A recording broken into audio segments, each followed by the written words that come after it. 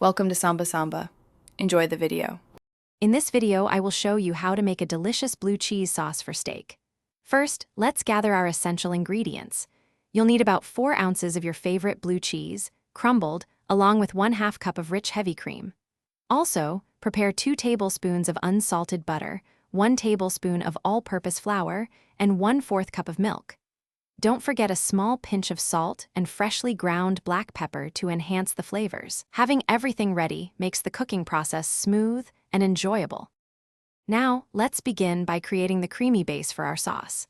Start by melting 2 generous tablespoons of butter in a small saucepan over medium heat. Once the butter is fully melted and shimmering, whisk in 1 level tablespoon of all-purpose flour. Continue whisking constantly for about 1 minute, allowing the mixture to cook gently until it turns a light golden color.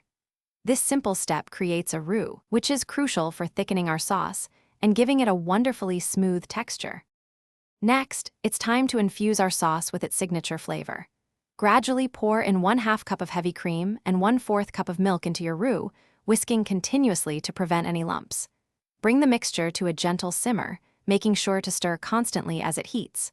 Once simmering, add your 4 ounces of crumbled blue cheese. Continue stirring until the blue cheese has completely melted and is beautifully incorporated, creating a rich and aromatic base. Finally, let's perfect our blue cheese sauce. Season the sauce with a pinch of salt and freshly ground black pepper to taste.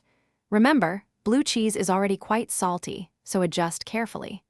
Allow the sauce to simmer gently for another 2 to 3 minutes, stirring occasionally until it reaches your desired thickness.